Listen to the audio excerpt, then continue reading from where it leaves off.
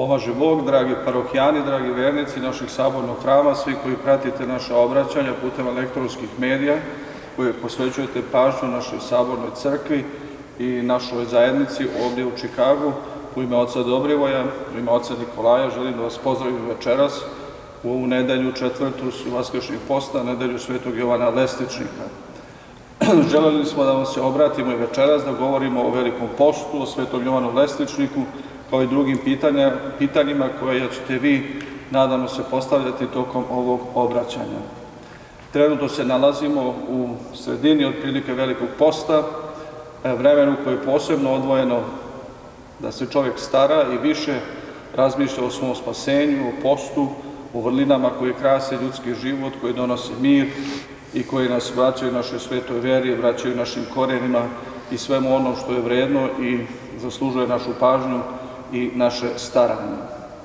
Veliki post je vrijeme kada se posebno o svim ovim stvarima brinemo i razmišljamo o njima.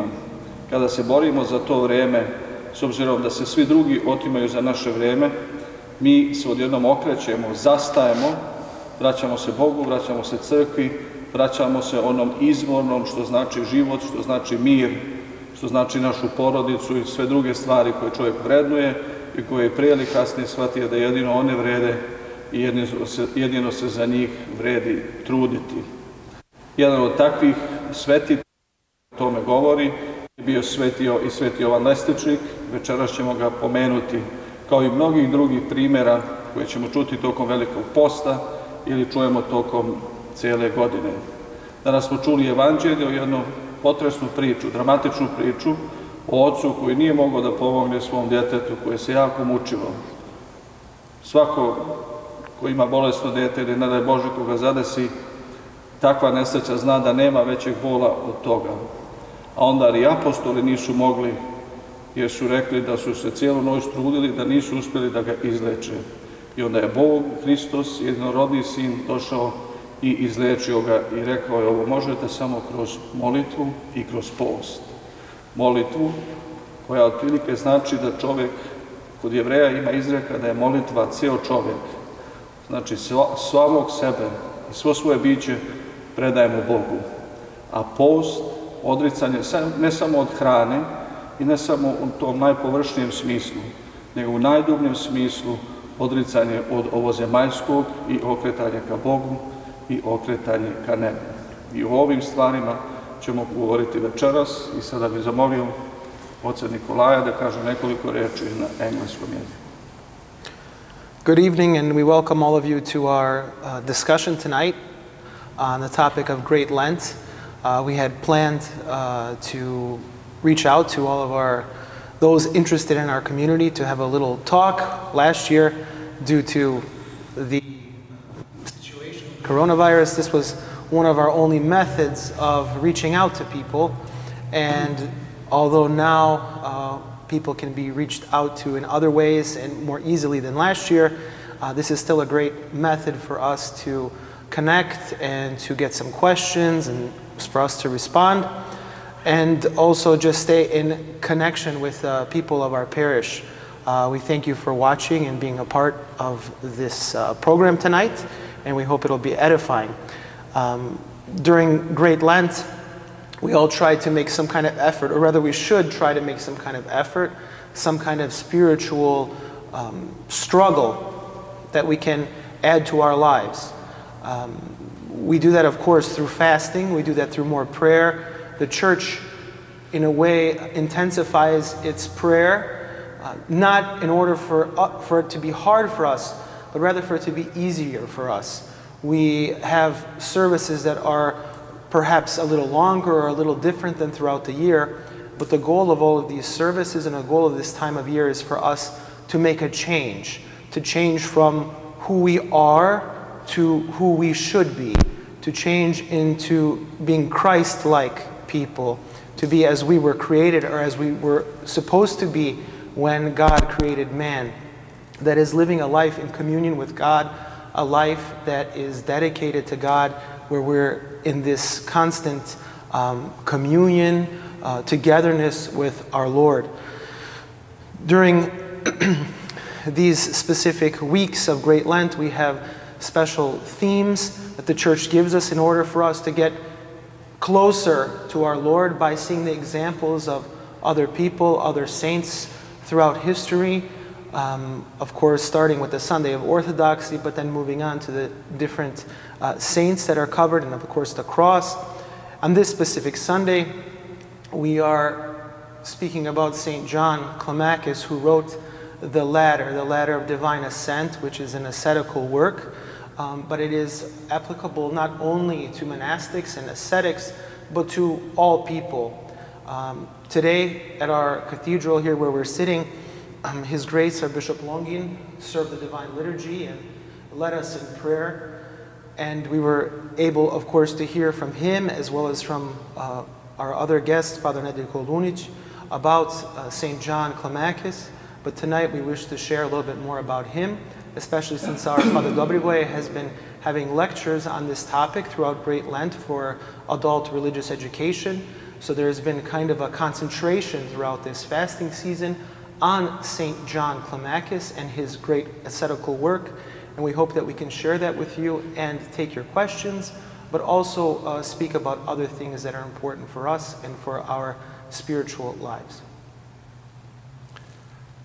Sveti Irinej Lionski, jedan veliki učitelj crkve na prekretnici drugog, u stvari i 3. veka, govoreći o crkvi Božjoj, govoreći o premudrosti Božjoj, on kaže da se mi ljudi ne učimo samo ovde u ovome veku dok smo na zemlji, već i kad umremo, kaže, kad pređemo u život večni, Bog će i tada imati šta da nas nauči i mi ćemo i tada imati šta da naučimo. Dakle, čovek je jedno veliko dinamičko biće. Čovek je stvoren po obrazu i podobiju Božijem. Gospod ga je obdario dostojanstvom slobode i o tome govori sveti Jovan Lestvičnik na samom početku svoje lestvice. I on, Gospod kao ljubav, kao logos, on logosno, razumno, smisaono upravlja ovim svetom i naročito sa čovekom kao krunom njegove tvorevine. Zato je u crkvi sve smisaono. Najsmisaonija je svakako sveta liturgija koju služimo u našim svetim hramovima, ali je isto tako i veliki post veoma smisaon. Mi na veliki post, putujući iz nedelje u nedelju, na njega treba da gledamo kao na jedan zlatni ili zlatotkani lanac gde se svaka nedelja nadovezuje jedna na drugu. Tako smo u prvoj nedelji posta slavili smo nedelju pravoslavlja. Druga nedelja posta, koja je posvećena svetom Grigoriju Palami, nije ništa drugo nego produžetak, nastavak te nedelje pravoslavlja u jednom novom vremenu, dakle nekih 5-6 vekova posle prve nedelje pravoslavlja iz 843. godine. Isto tako, prošle nedelje slavili smo nedelju koja je posvećena časnom krstu, a ova 4. nedelja opet je povezana sa krstom, jer šta je drugo lestvica svetog Jovana Lestvičnika nego jedno uspinje, jedno penjenje na krst. I današnje sveto evanđelje završava se rečima Gospodnjih, gde on upozorava svoje učenike na ono što će njemu da se dogodi. Dakle, sin čovečiji biće predan u ruke ljudske, oni će ga ubiti, ali 3. dana on će vaskrsnuti. Ovim rečima, gotovo istovetnim kojim se završilo današnje sveto evanđelje, počeće sveto evanđelje koje ćemo čuti u 5. nedelju posta. Da bismo iz te 5. ušli u 6. nedelju posta, tu je Lazareva subota koja prethodi ulazak Hrista u Jerusalim, dakle strasna sedmica počeće sa vaskrsenjem Lazarevim i završit će se sa vaskrsenjem Gospodnjim. Tome se mi radujemo, to očekujemo, zato je ovo vreme posta jedno putovanje gde mi sebe čistimo od svega onoga što se nagomilalo na nas, na naše duše, na naša srca, što nam opterećuje našu savest, naše postojanje, naše odnose sa drugim ljudima, naše odnose sa Gospodom, naše odnose sa crkvom, u nadi da ćemo se preporoditi, da ćemo doživeti jedno preobraženje koje će nam pomoći da u radosti, u čistoti dočekamo vaskrsloga Gospoda. Dear Reverend Fathers, we have one question. Please tell us more about St. John the Ladder and his book, The Ladder of Divine Ascent. Otac Dobrivoje je već pomenuo svetog Jovana Lestvičnika, otac Nikolaj na engleskom je pomenuo da otac Dobrivoje trenutno sa jednom grupom naših parohijana iščitava Lestvicu svetog Jovana Lestvičnika i tumači, to je divan primjer njegovog staranja kao i njihovog učešća. Prema tome prepustit ćemo njemu da više kaže o Lestvici svetog Jovana Lestvičnika. Ja bih želeo samo jedan mali uvod iz mog sećanja inače na monašku literaturu, podvižničku literaturu iz Egipta i Sinaja. Pre nekoliko godina sa jednom grupom parohijana bili smo u manastiru Svete Katarine na Sinaju i vidjeli taj manastir kao i mjesto gdje se Sveti Jovan Lestvičnik podvizavao. Jedna od poenti koju smo upravo čuli od oca Dobrivoja bila je o karakteru i o vrsti znanja i smisla kroz koje interpretiramo život, svoju vjeru, naše učešće u crkvi i samoga Boga Logosa koji daje smisao cijelom svijetu. Kad sam pogledao jutros i skrenuo uvod o Svetom Jovanu Lestvičniku i Lestvici, jedna od poenti je bila iz patrističkih studija da su ga, nije se tačno verovalo znalo u kom veku je živeo, ali jedna od poenti je bila da je on bio kao mlad otišao u manastir i da se tu posle povukao i podvizavao. Patristička nauka smatra da je on u stvari verovatno bio neki službenik, da je bio veoma obrazovan u klasičnom obrazovanju i da je bio čovjek koji je u stanju da napiše jedno delo kao što je Lestvica, koje pokazuje jednu terminologiju velikog obrazovanja i velikog znanja. Ali poenta na jednom času koji smo čuli o svetom Antoniju Velikom, čiji je život napisao sveti Atanasije Veliki, koja je bila upravo poslije Markovog evanđelja, knjige o Jovu, jedna od najčitanijih knjiga u hrišćanskoj istoriji, koju zapadni protestanti nisu voljeli. Recimo, Harnak je rekao da je to jedna od najkatastrofalnijih knjiga ikad napisanih, upravo zato što je toliki broj ljudi odvela u manastir, odvela jednom podvižničkom životu. Na početku te knjige sveti Atanasije Veliki za svetog Antonija kaže da je agrafos, što bi na našem značilo otprilike i literat ili nepismen. Ali riječ nije bila o tome da on bio nepismen, nego da nije bio pismen u filozofskom smislu i filozofskom znanju, nego otkrovenju Božijem koje nam Hristos donosi i lestvica je upravo ta koja nas uzdiže, uzvodi uz lestvicu kroz onih 30 vrlina i odricanja i na kraju samu ljubav prema Bogu. Lestvica je delo svetog Jovana koji je po tome i dobio epitet Lestvičnik, napisano dakle u 7. veku. Sveti Jovan Lestvičnik je, kada je došao na Sinaj tu kod svoga duhovnog oca, proveo nekih 19-20 godina, da bi se posle toga povukao u jedan zaista pravi podvižnički, isposnički život u Tolu, koja je ne tako mnogo udaljena od manastira u kome je inače živeo i jedno vrijeme bio i iguman. Mi Srbi imali smo sreću da je Lestvica veoma rano, još u 14. veku, bila prevedena na naš tadašnji govorni jezik, a na srpski jezik sada sa izvesnim objašnjenjima i sa jednim veoma lepim uvodom preveo je Dimitrije Bogdanović.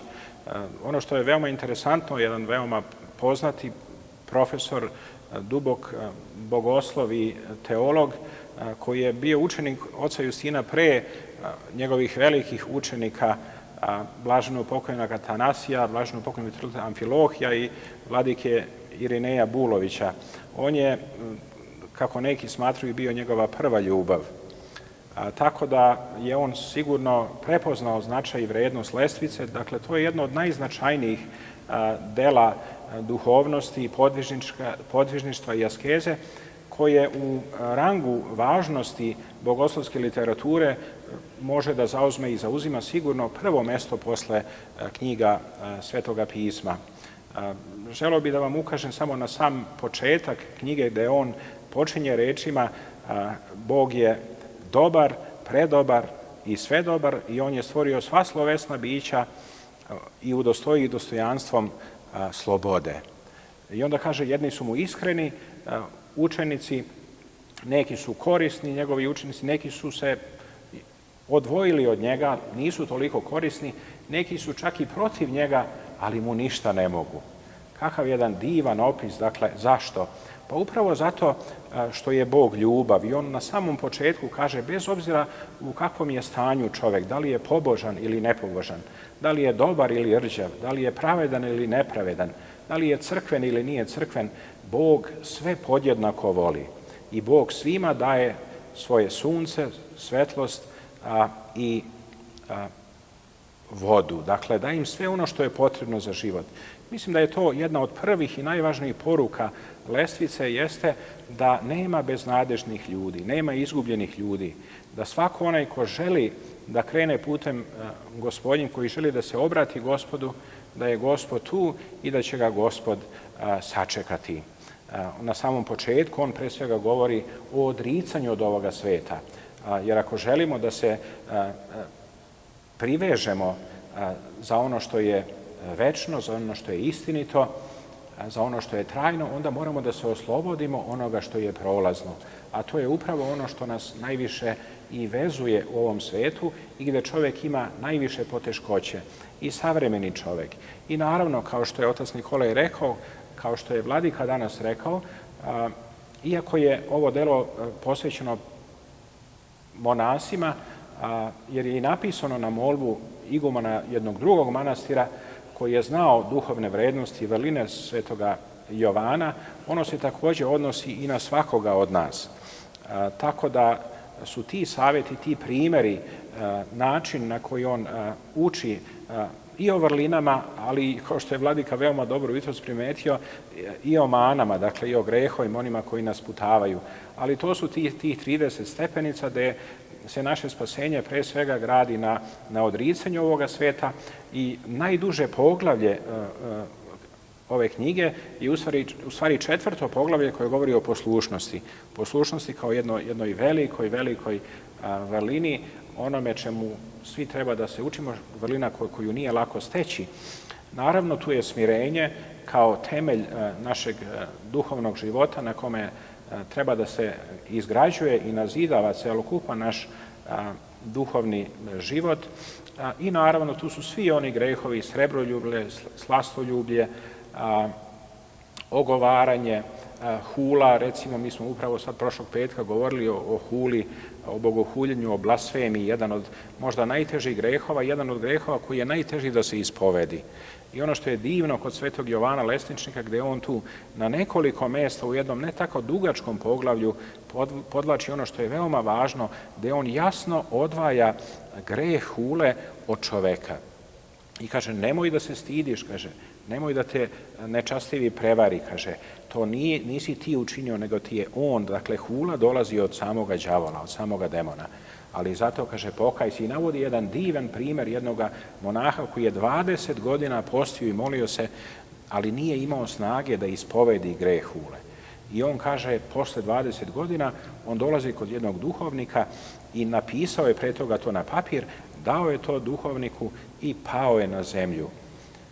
Duhovnik je pročitao, video je njegov greh, onda ga je podigao, stavio mu ruku na vrat i rekao, brate, kaže, neka tvoj greh pređe na mene, ja preuzimam tvoj greh, kaže.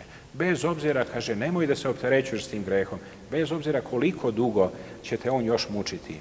A on kaže, ja još nisam ni napustio njegovu keliju, a kaže, mene je već taj greh hule spao je sa moje duše, sa moga srca i ja sam otišao rasterećen. Tako divan jedan primjer, dakle i nama, kad dođemo da se ispovedamo, kad stanemo pred ikonu Hristovu, treba njemu da se ispovedamo kao da sveštenik koji jeste tu, ali kao da nije tu. I naravno, da ne oduzimam mnogo vremena, ono što je najvažnije, knjiga se završava sa poglavljem o veri, nadi i ljubavi. On je u stvari i završava rečima da je Bog ljubav. A temelj i osnova Svetom Jovanu Lesničku za pisanje ove knjige bio je starozavetni događaj sa našim praocem Jakovom, koji je imao viđenje lestvice koja je počinjala od zemlje i uzdizala se do neba. Anđeli su silazili i uzlazili niz te stepenice, a kaže i sveti starozavetni prorok Jakov da je na vrhu te lestvice sami Bog. Dakle, ovo jedno divno delo naše duhovnosti treba da nam pomogne upravo u tome da iz ovog sveta u kome smo opterećeni i obremenjeni mnogim stvarima, mnogim problemima, mnogim iskušenjima, kao što je danas njegova svetost patrijar Porfirije rekao u svojoj divnoj zaista besedi, da je za nas važno, mi moramo da napravimo jedan iskorak iz svakodnevnice, kako bismo, i taj iskorak treba da bude iskorak vere, a naša vera treba da bude, dakle, nije samo lako govoriti i propovedati o veri bez, dakle, jednog savjeta kako da nam ta vera postane jača. A odgovor nalazimo u današnjem Svetom Evanđelju, gde Gospod kaže da se svaka sumnja, svaki greh jedino može očistiti kroz post i molitvu. Dakle, to su dve noge koje treba da jačaju našu veru i naš odnos prema našem Spasitelju. Toliko bih za sada rekao o ovoj divnoj knjizi koju preporučujem vašoj ljubavi da je čitate. Ja sam blagodaran ovoj divnoj grupi ljudi koji dolaze svakoga petka i ja pozivam i druge koji žele da dođu. U petak ćemo ponovo govoriti o ovoj nekoliko poglavlja ove divne knjige.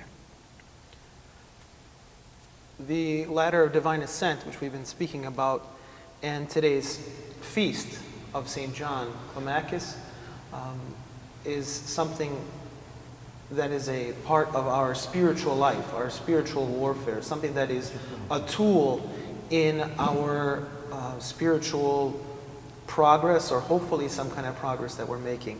On the icon for today's feast, for St. John Climacus, there is a ladder that goes from the earth to the heavens. And you have St. John Climacus in the icon as well, but on that ladder you have angels on the top and assisting those ascetics and people struggling in their spiritual life to move up the ladder, to get closer to Christ, to get closer to that eternal communion with God. But also you have the demons picking people away from that ladder and knocking them off, knocking them down, making them further away from Christ. The ladder of St. John is this tool that we are given to understand these steps that are on the ladder. It's a tool given to each Christian. First, it was given to ascetics, but also to those who are living in this contemporary world in order to deal with the difficulties of sin, the temptations that are brought before us from the devil, from others, from the world we live in, but from fallen nature. And St. John gives us every example possible in order for us to make our way up the ladder. Years ago, I was speaking with someone and they said, oh, I felt like I was on the ladder and then I fell down and I got back on and then now I feel like I'm so far away. Well, the best way to be on the ladder is to know that you haven't even gotten to the ladder, through our humility, by realizing that we are fallen and that it takes so much time just to get to the ladder, to make our way up to God. But that shouldn't make us despondent, it shouldn't discourage us. It should be an encouragement to us that we have these spiritual tools to help us get closer to Christ. The ladder, I would say, can be summed up from man's point of view towards God as the man having to give repentance and show humility in order to reach some kind of spiritual level or to make some kind of spiritual progress in their lifetime.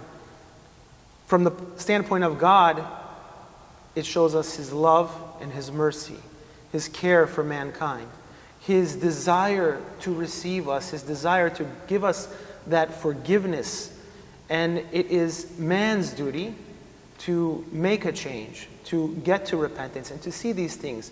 And as Father mentioned before, the ladder touches on so many things, such as blasphemy or gluttony, pride, all of these things that tear us away from God, tear us away from the person that we're supposed to be. But by being aware of these pitfalls, by being aware of how the demons and how the world is constantly pulling us away from Christ and away from this ladder and this spiritual struggle, then we know who our enemy is. Oftentimes, through our laziness, we can be our own enemy. But with God's help, with that mercy that He shows us, with that example that St. John gives us through this divine work, we can see that He, our Lord, is willing to help us and get us onto that path, to get us on to that ladder so that we can come closer to Him. Dear Reverend Fathers, another question this evening. What is repentance? Trenutno je neko od naših parohijana, i hvala na ovom pitanju, postavio pitanje šta je pokajanje. Pokajanje naravno je velika tema i jedna od osnovnih definicija ili izreka koje sam ja do sada čuo jeste da je pokajanje u stvari preumljenje. Kada čovjek ne odjednom, nego nađe načina i nađe u sebi snagu i u Bogu da promijeni svoj život, promijeni način i nastrojenja na koji je dotad živio, jednom se okrene prema Bogu i živi u Bogu. Postoji riječ, tehnički termin koji na grčkom se koristi, otprilike znači kao kad neko ide od Boga, okrenut leđima, kao što je, recimo, bludni sin otišao i bio izgubljen i odjednom se vraća. Kad se pokaja, on se okreće i ponovo Bogu ide prema njegovom licu, u njegov zagrljaj, a on ko otac uvijek čeka i raduje se svakom od nas. To je pokajanje kada je čovjek izgubljen i odjednom se pronađe svoj smisao, pronađe svoj lik Božji u sebi, pronađe ono što je izvorno i zbog čega je čovjek stvoren. Kako se ovo desi i kad se desi, to je do svakog čovjeka. Život nas stavi u razne situacije, nađe raznog načina da se borimo između sumnje i vere, između vrlinskog života i života koji vodi u propast, da zaboravimo i Boga i sve ono što je vrijedno i da se odjednom sjeti čovjek vrati sebi. Jedan od prvih koraka ka tome je ovo što je neko ovdje pomenuo večeras, jeste da čovjek da dođe, da se ispovedi i da kaže Bogu nešto što on već zna pred licem nekoga, to je sveštenik, i da mora da izgovori taj svoj grijeh, mora da nađe snage u sebi i pokajanje u srcu da izgovori te riječi. I način na koji se ovo tumači otprilike, ljudi gledaju na to u forenzičkom smislu, a to je da pokušavaju da kažu sve što su pogriješili. I to je dobro jer riječ imaju oslobađajući karakter, ima jedan terapeutski karakter. Čovjek kad je u stanju da kaže ono što je pogriješio, da prizna, da ne nalazi više izgovore, da se ne brani, da ne opravdava, onda to ima jedan smisao iscjeljenja duhovnog i ozdravljenja. I to je jedna vrsta ili jedan aspekt, jedan, rekli bi, psihološko-pastirski aspekt naše pokajanja. A drugi je jedan ontološki, jedan nevidljiv, jedan tajni smisao gdje se čovjek stvarno vraća Bogu i da li to osjeća ili ne i koliko osjeća ili ne, ali u tom smislu se dešava upravo ta tajna pokajanja gdje čovjek sa jednog izgubljenog puta vraća se Bogu, vraća se smislu i vraća se sebi. Tako bih ja nekoliko riječi objasnio što znači pokajanje. Mi samo htio da dodam, kod nas u narodu postoji i uopšte u crkvi, u duhovnom našem svetu jedna kratka izreka koja definiše pokajanje. Pokajanje je radovanje.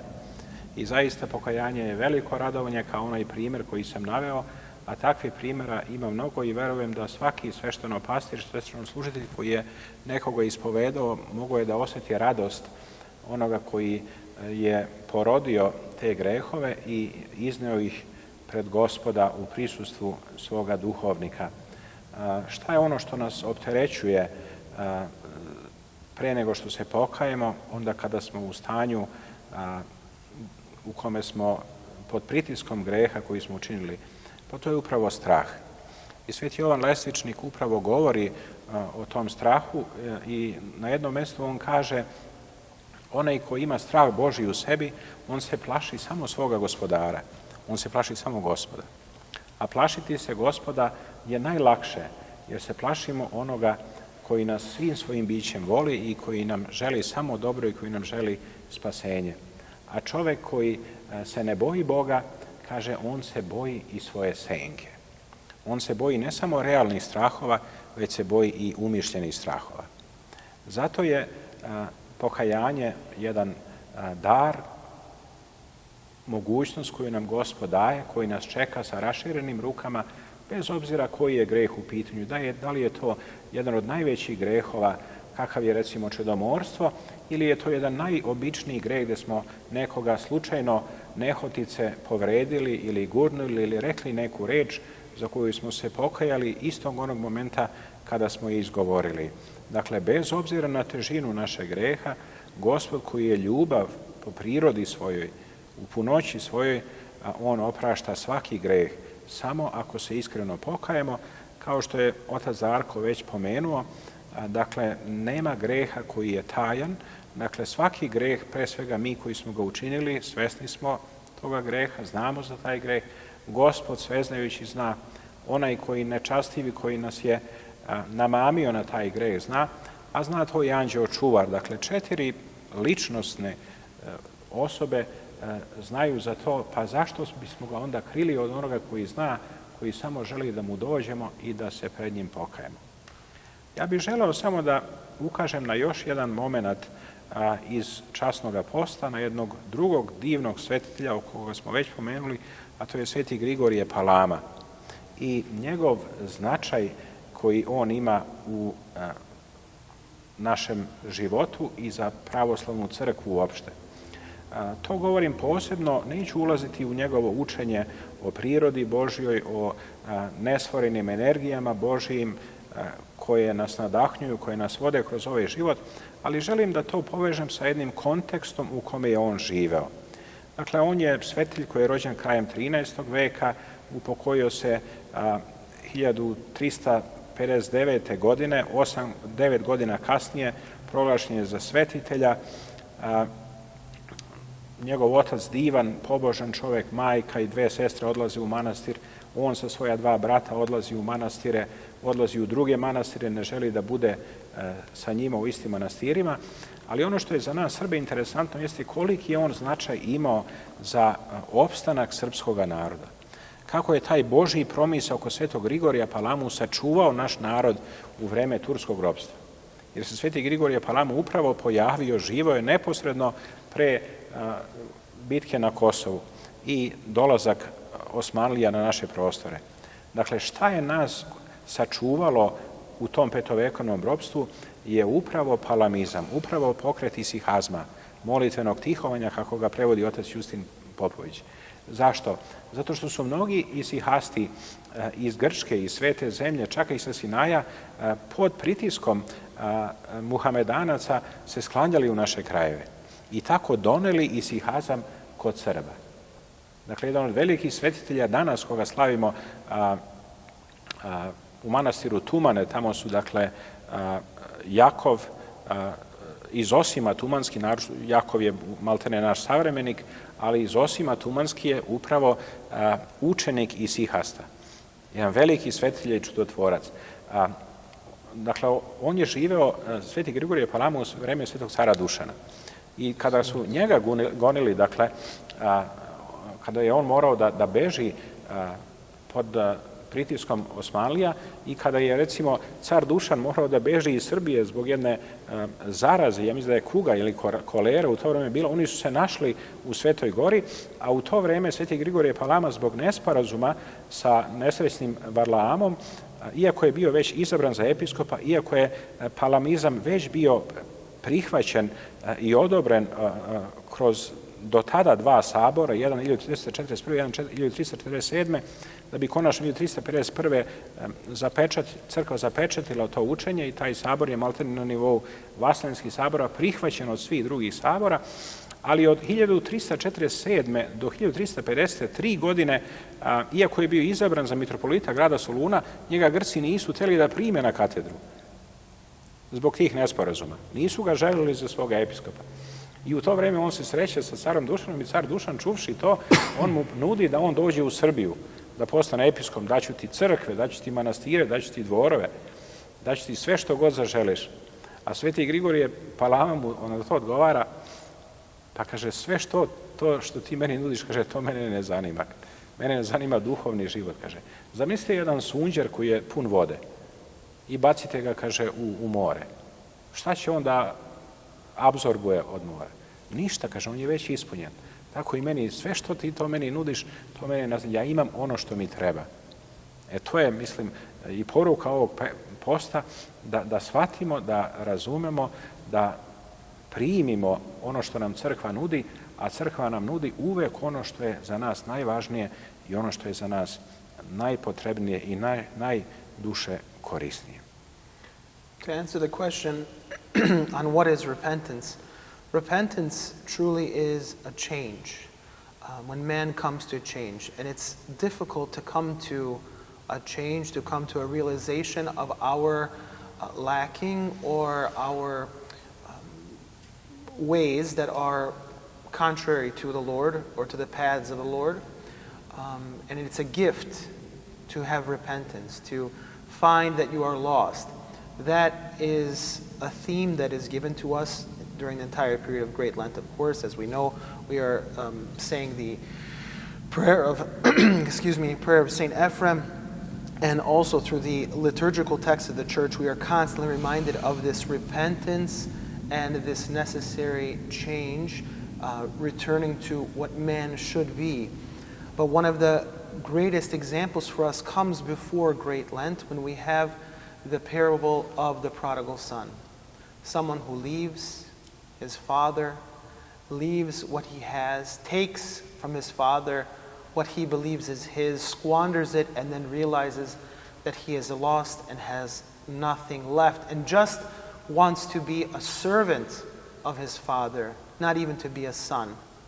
And when realizing that he has lost everything, he's lost his image, he's lost his place, his worthiness, then he comes and just wants to receive some kind of mercy, some kind of peace in his heart so that he can go on and have enough to make it, to live in this life.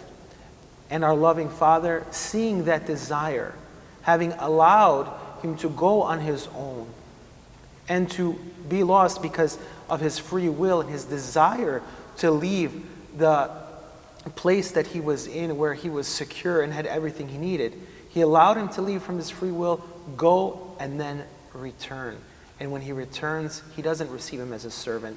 He doesn't send him away, but takes him with love and returns him to sonship.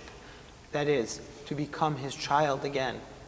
Repentance, something that all of us should strive for on a daily basis, first in realizing in the moment of our sin that we have fallen, but sometimes it takes longer. On a daily basis should examine our souls to see what we have done through the last day. What have we done in times past? Have we offended others? Have we offended God? Have we offended ourselves by not living up to the image and likeness of God?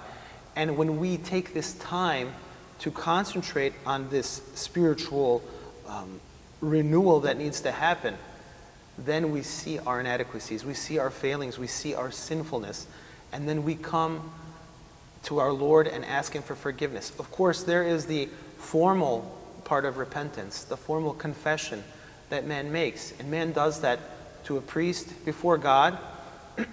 He does it in the presence of his angel, his guardian angel. He does it in the presence of our God, who is loving and waiting, just like that father in the story of the prodigal son, who is waiting with his arms open and saying, "Come to me, my child." Our Lord is always waiting for us and always calling us. He doesn't want us to be a hired servant. He wants us to be his children. What's the difference between being a child and a hired servant? Well, a hired servant does it in order to receive his reward. He does what he's supposed to. In order to, he can receive his wages and he can receive the food that he has promised. But a son should love his father and do what is good because of love. And that is where we all need to be. We don't do the things we do in the church and in our spiritual life because we are afraid. That is a lower level of service to God. By being afraid that, if I don't do this, then this is going to happen to me. That's very legalistic, and although it can help us on our path, we need to realize that we need to be children of God. We are children of God, that He made us in His image and likeness, and that by seeing our sinful ways, by changing, then we do the things we do. That is, we repent, we love, we struggle, we unite with Christ because we want to be with the Lord. We want to be with our Father. We want to not necessarily receive a reward, but we want to do everything out of love. The love for God and love for man. Reverend Fathers, we have time for one last question this evening. When parents work full-time and children are in school, can you recommend the best way to organize ourselves to participate in Holy Week?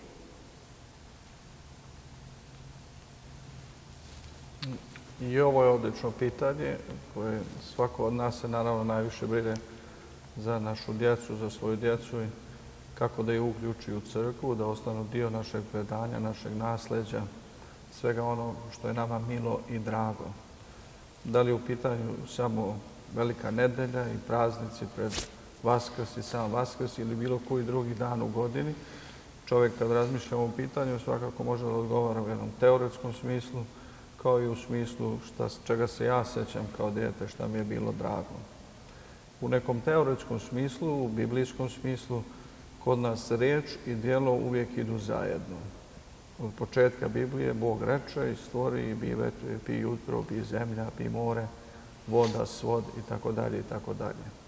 Jedan od mojih prijatelja na doktorskim studijama je radio cijelu tezu na osnovu jednog američkog filosofa, govoreći i objašnjavajući važnost prakse, a to je da djeci ne govorimo samo o stvarima ili recimo o krštenju, nego ih dovedemo da vide krštenje. I to se odnosi na sve druge stvari i praksis koji se dešavaju u crkvi. Druga je naravno riječ, a to je da čovjek ostane neumoran u propovjedi, da neumorno ponavlja i da ih uči. U kulturološkim studijama ima jedan koncept koji je veoma zanimljiv, ja mislim i u propovjedi, a to je da kad kažete čovjeku nešto sa čim se on u potpunosti ne slaže, on ne može nastaviti dalje kao da to nije čuo, bez obzira što se nije složio. A to važi i djecu koja dolaze pod razne utjecaje, čuju razne stvari, ali od roditelja i od nas treba da čuju prave stvari. Kad razmišljam o svom životu i o svom djetinjstvu, pitam se čega se ja sećam od praznika i običaja i slave i upravo se sećam toga. Sećam se Božića, sećam se slave, sećam se mirisa, sećam se ko je dolazio, sećam se u koju crkvu smo išli, gdje smo koljevo nosili i tako dalje i tako dalje. Tako da i što se ovog pitanja tiče, za Veliku nedelju i u pripremi za Vaskrs, ja mislim da svaka porodica, svaki roditelj treba da nađe načina da objasni djeci šta je važno i šta se dešava na Veliki petak, Veliku subotu, Veliki četvrtak, da nađe prilike da ih barem jednom dovede. Trenutno mogu to da pogledaju i virtuelno. Važno je da budu izloženi tome i da vide šta se dešava. I naravno, ponovo, da neumorno objašnjavaju i pričaju o tome. Sveti Jovan Kroštanski na jednom mjestu je rekao, govoreći o Svetoj Evharistiji i Svetoj liturgiji, da je Sveta liturgija i Sveta Evharistija čudo koje traje, čudo koje se neprestano događa, čudo koje ne prestaje. Ali svetu liturgiju ne možemo da svedemo samo na samu službu koju služimo nedeljom i praznikom. Dakle, to je sveta liturgija, ali postoji i liturgija posle liturgije. Jedan naš mitropolit savremeni je rekao, dakle, da tu svetu liturgiju, tu doksologiju, kada izađemo iz hrama treba da obučemo u dijakoniju. Dakle, da doksologija, slavoslovlje postane služenje. Služenje svima onima kojima je to potrebno, svima onima koji su u nemoći. I da mi, u stvari, ne samo sveštenici, nego i verni narod koji je uzeo učešće na svetoj liturgiji, postajemo apostoli i misionari. Dakle, tako sveta liturgija, sveta Evharistija postaje čudo koje nema kraja, koje stalno traje. Tako i sveti apostol Pavle, kada govori, on kaže molite se neprestano. To nama ljudima može da izgleda veoma teško, gotovo neverovatno. Pa ni monasi se ne mole neprestano, mada sveti Isak Sirin, ja mislim na jednom mjestu da kaže da molitveni čovjek koji se naročito moli Isusovom molitvom i ti svetitelji, da se oni mole i kad spavaju, da se njihov duh moli, da se njihova duša moli, inspirisana i rukovođena Duhom Svetim. Naravno, živeći u savremenom svetu, nama nije lako da dolazimo redovno na bogosluženja, pa čak i za vreme strasne sedmice. Ali s druge strane moramo da shvatimo da je to posebno vreme, da je to jedno sveto vreme i da treba na svaki način da se potrudimo, naročito na one službe koje vršimo u večernjim satima, a te službe vršimo tokom cele strasne sedmice, dakle i od velikog ponedeljka do velike srede, a onda naravno na veliki četvrtak čitanje 12 stradalnih evanđelja, na veliki petak iznošenja plaštanice, velika subota, eto pa to je, makar bi trebalo da bude neradan dan, da ne govorimo o nedeljama. Dakle, ima vremena, ima prilike i ako upotrebimo svoje vreme ispravno, racionalno i ako postavimo prioritete tamo gde treba da budu, mislim da ćemo biti u prilici da nađemo vremena. Kada govorimo o toj neprekidnoj molitvi, dakle o tom našem odnosu prema molitvi i šta je molitva, pa i taj naš odnos u porodici, skoro mi pade na um, dakle mi kad sedemo u auto, mi šta prvo uradimo? Prvo stavimo pojas i vežemo se, dakle. I mi moramo svesno, razumno da budemo svesni tog dela koje činimo i onda naravno kad stignemo na tu našu konačnu destinaciju, mi svesno isključimo, skinemo taj pojas. U toku vožnje mi ne razmišljamo tako mnogo o pojasu. Međutim, ako nam neki auto izleti ispred nas, ako trebamo da prikočimo automobil, mi ćemo se onda setiti koliko je taj pojas u stvari važan. On je uvek prisutan, a mi ga veoma često i ne primećujemo. To je i ta molitva, dakle. Ako sebe naučimo da se molimo u momentima kada imamo vremena, u trenucima kada smo i danima, kada smo na zajedničkim bogosluženjima, onda ćemo uvek imati sećanje na Gospoda.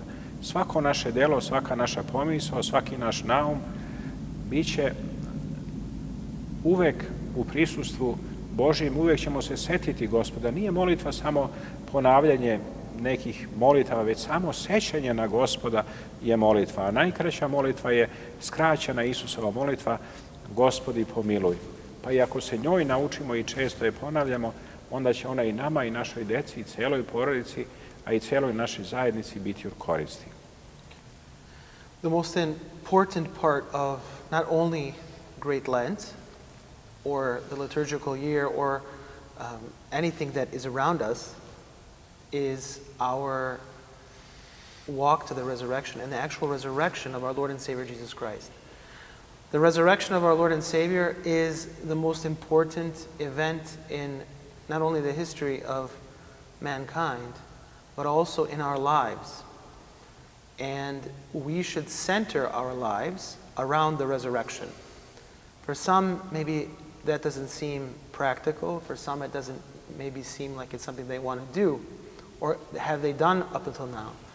But as we enter into Holy Week in just 2 weeks from now, and as we get closer to the resurrection, although there are difficulties, although people have lots of things to do and work and kids have school, etc., we should take that time to concentrate a little bit more on life, our spiritual life, even more so than we're doing during this great Lenten period, because we are at that moment going on the path to the crucifixion and the resurrection. So although it might be difficult, although we may not be able to make it to every service, we can, of course, easily fast. We can easily spend a few minutes extra in prayer, or if we don't pray, we can make a little bit more prayer in our life. Also, we can do some kind of spiritual reading, whether it be something from the Bible, something from the Old Testament, or something from the prescribed readings for those days, just to do something to remind ourselves of the sanctity of that time. Again, we can find perhaps some kind of excuse. Well, I'm going to work, I can't do it there, I can't do this. Well, on the way to work, after we put on our seatbelt, as Father Dobrovoy mentioned, we can turn on a podcast or some kind of recording that is available to everyone to listen to something spiritual and feed ourselves spiritually in preparation for the resurrection of Christ.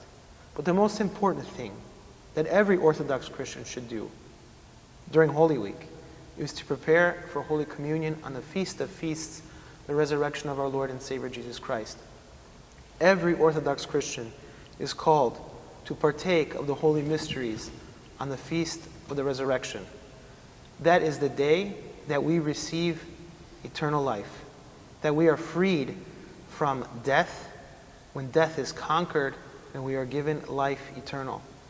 And the only way to experience life eternal is communion with God. So everyone should make an effort to come to Holy Communion on that day, following the words of St. John Chrysostom. Even if we haven't prepared ourselves during the entire Great Lent, we can get prepared. We can come to that feast and receive the body and blood of Christ. This year, as we did last year, we will be serving just after midnight Divine Liturgy, and then again in the morning Divine Liturgy, because there are enough of us to do that. And everyone has an opportunity to come. Some people will say, well, I have to cook in the morning. We have guests coming over. Well, come at night.